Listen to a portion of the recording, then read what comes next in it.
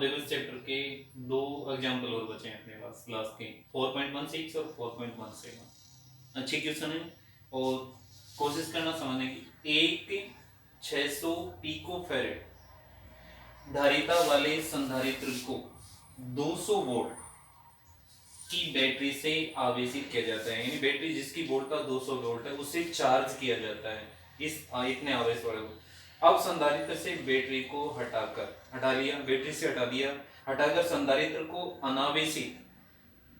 यानी संधारित्र पहले बैटरी से जुड़ा था, फिर इसको हटा लिया, हटा के अनावेशित यानी जिस जो अनावेशित 600 पिको फैरेड धारिता के अन्य संधारित्र से जोड़ दिया। अनावेशित यानी जिसकी वोल्टता 0 उससे जोड़ देंगे। C2 इक्वल टू इसको, यानी दूसरा चालक या दूसरा संधारित्र जिसकी धारिता 600 पिको फैरेड है बट V इक्वल टू 0 उसके साथ जोड़ दिया जाता है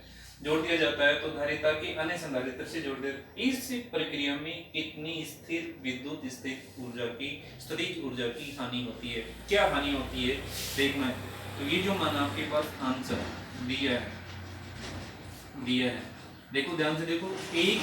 600 पिको फैरेड धारिता वाले को फिर अनावेशित संधारित्र दो बार है, दो संधारित्र हैं, तो पहले संधारित्र की तरफ C1 बराबर 600 पिको फैरेड, पिको का मतलब 10 की घात माइनस 12, C1 बराबर 600 गुणा 10 की घात माइनस 12 फैरेड, या इसको लिख सकते हैं 6 गुणा 10 की घात माइनस 10 फैरेड, 10 की घात प्लस 2 माइनस 12। C2 भी यही मान है, C2 बराबर 600 पिको फैरेड या C2 बराबर 6 गुणा 10 की घात माइनस 10 फैरेड। बैटरी की वोल्टता V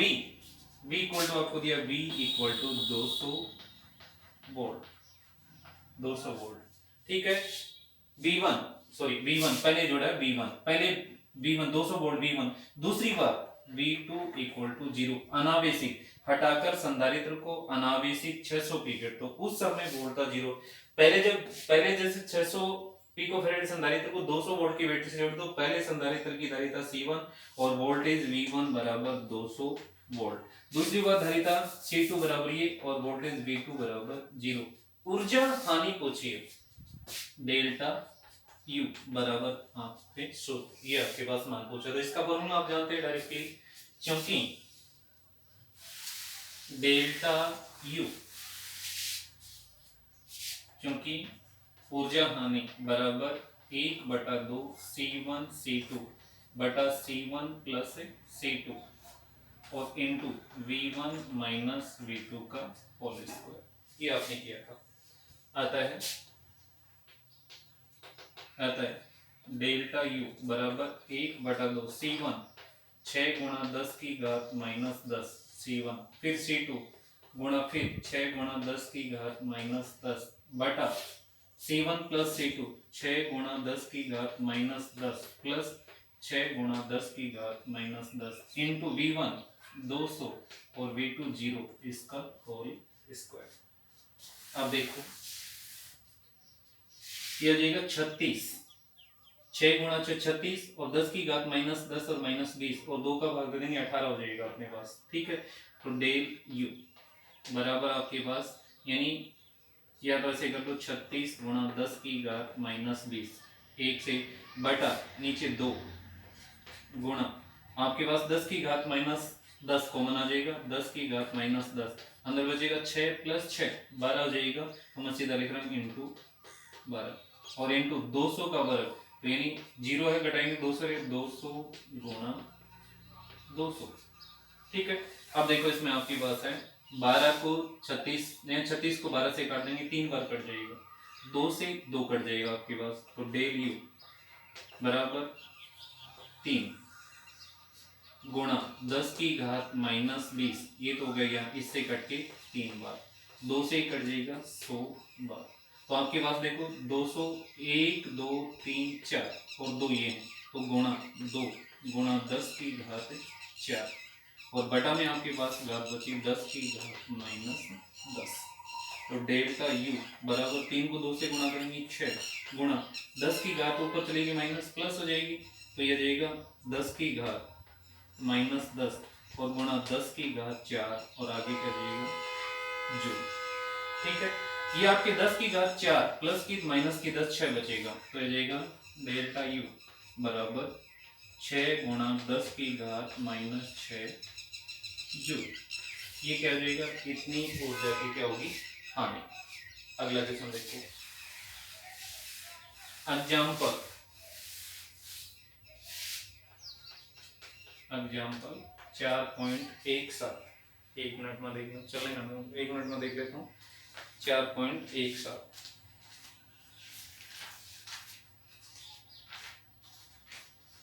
हाँ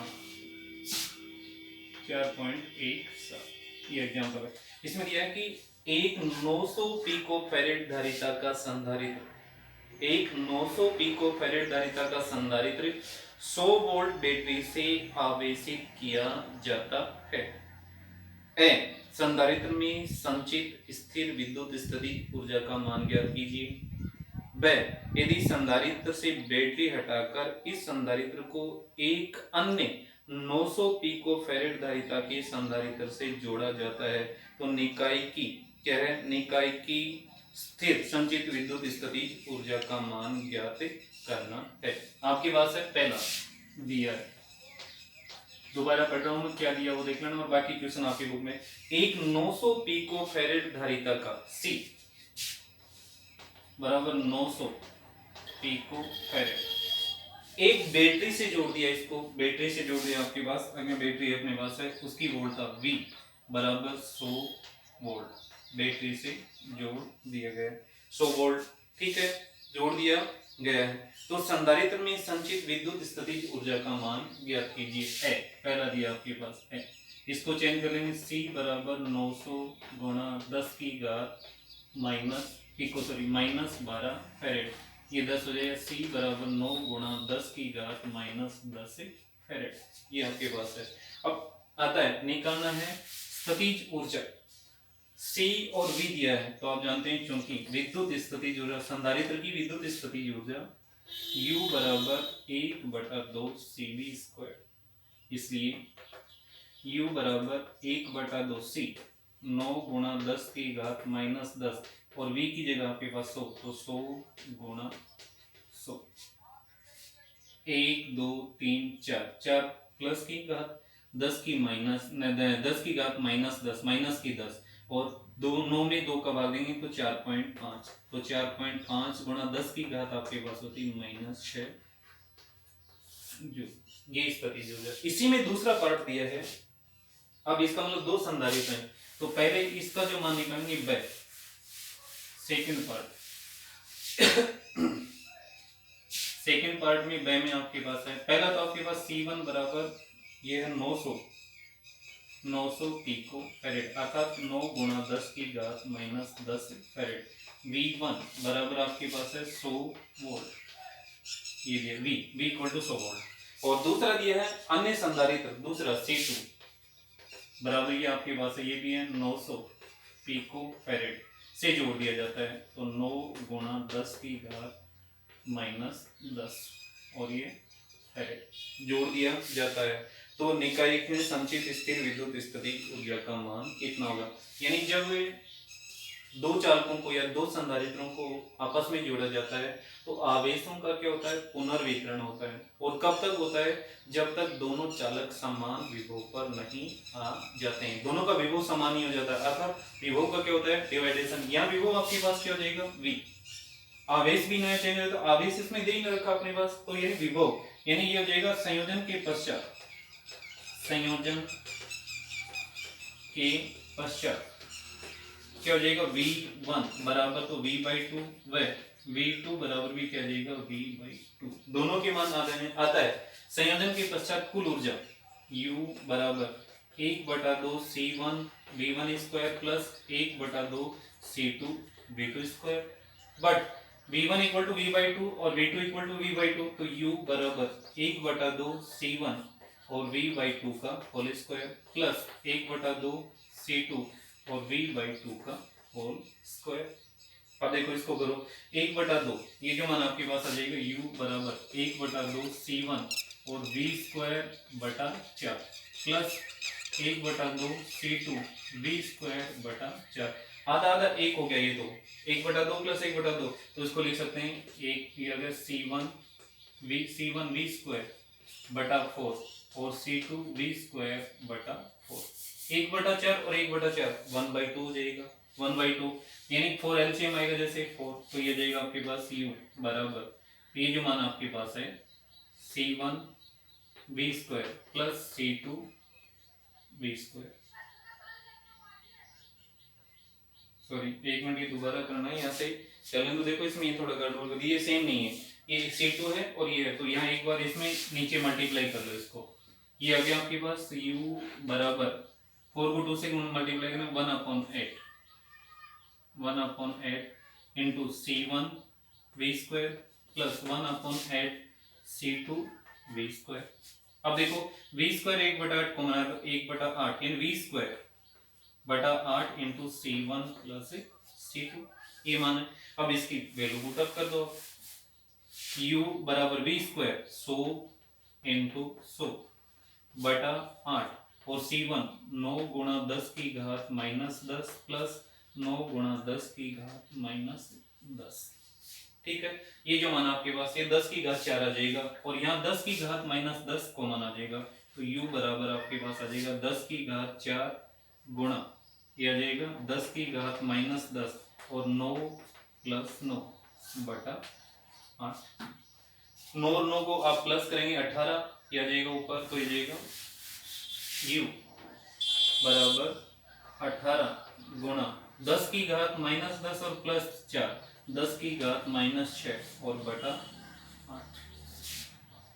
इतने जूल। इसको हल करो, U बराबर 2 बार 16 2 फिर 2 और 5 2.25 गुणा 10 की घात -6 जूल, ये आपके पास ये विभव आधा जाएगा तो ऊर्जा पहले वाले की क्या हो जाएगी आधी हो जाएगी, यानी आपको क्या है जब क्या दोनों चालकों को यानी आपस में जोड़ा जाता है या 900 पिको फैराड वाले धारिता के संधारित्र से जोड़ा जाता है तो आवेशों का पुनर्वितरण होता है, और कब तक जब तक दोनों चालकों का विभव समान नहीं हो जाता। तो उस समय आपने ऊर्जा निकाली थी कुल ऊर्जा U बराबर 1/2 C1 V square plus 1/2 C2 V square, लेकिन विभव क्या है आपके पास आधा, तो V/2 और V/2 आधा हो जाएगा, आधा आधा जाएगा, V दे रखा तो V/2 V/2 का क्या कर देंगे होल स्क्वायर, U बराबर 1/2 C1 V/2 का whole square plus 1/2 C2 V/2 का होल स्क्वायर, इसको हल कर लेना और मान पुट अप कर लेना। ये आपके यहाँ तक इस चैप्टर के उदाहरण तक कंप्लीट हो गया अपने पास। कल अपन करेंगे वेरी शॉर्ट यानी वो ऑब्जेक्टिव टाइप क्वेश्चन, बहुचयनात्मक क्वेश्चन, फिर है शॉर्ट टाइप क्वेश्चन में आपके पास 2 क्वेश्चन है, बाकी आपको थ्योरी में करवा दिया, आप देख लेना। फिर इसके बाद में आपके पास सॉरी वेरी शॉर्ट टाइप में 2 क्वेश्चन है या 3 है, और शॉर्ट टाइप में 2 क्वेश्चन है 5 का और 6 का, और कोई क्वेश्चन भी आपको ऐसा लग रहा है कि मेरे को नहीं आता है तो मैं आपको बता दूंगा वो क्वेश्चन क्या है, मैं आपको मौके के लिए बता दूंगा, यहाँ वीडियो में किया है आप कर लेना, उसको लिख लेना कॉपी में, कि करना नहीं है उसको समझाना है सिर्फ। फिर इसके बाद में करेंगे अपन न्यूमेरिकल, 2 दिन की टॉपिक हो रहा है अपने पास, चैप्टर खत्म हो जाएगा, फिर अपन 5 का चैप्टर स्टार्ट करेंगे। कोई भी प्रॉब्लम है मैं थोड़ा जल्दी बोलता हूँ, आपको कहीं दिक्कत हो रही है तो आप बताओ, और धीरे धीरे कर देंगे और स्पीड कम कर लेंगे अपन, कोई दिक्कत नहीं है। और पढ़ना साथ साथ है क्योंकि टाइम भी ऐसा ही है और टाइम खोटे नहीं करना अपने को बिल्कुल भी, अगर टाइम निकल जाएगा तो बहुत परेशानी हो जाएगी, फिर नहीं हो पाएगा, क्योंकि ये टाइम में पता ही नहीं चलेगा कब निकले, 2 महीने 3 महीने निकल के पता ही नहीं चला अपने को किस हिसाब से किस नहीं है। बाकी रोजाना आप जितना टाइम मिले सबसे पहले नोट्स देखो, आप नोट्स के बाद में आप वीडियो देखो, वीडियो में भी आपको कुछ चीज नहीं समझ में आ रही तो फिर पूछो आप। और मैं अपने स्कूल के तरीके से पढ़ा रहा हूँ, नहीं कि कोई अपन को कोई इंटरनेट पे छोड़ने का इसी सॉफ्टवेयर सिस्टम से नहीं पढ़ा रहा हूँ मैं। आप एक बार नहीं 10 बार नहीं 20 बार पूछो, नहीं तो क्या है इस 10 मिनट के टॉपिक को भी अपन आधे घंटे तक धीरे धीरे करके छोड़ सकते हैं, फिर देखते जाओ, उसमें क्या फायदा, अपने को कोर्स पूरा करना है टाइमली और फिर दोबारा रिवीजन करना है, इसलिए मैं थोड़ा सा फास्ट चल रहा हूँ, ठीक है। ओके, और बी केयरफुल।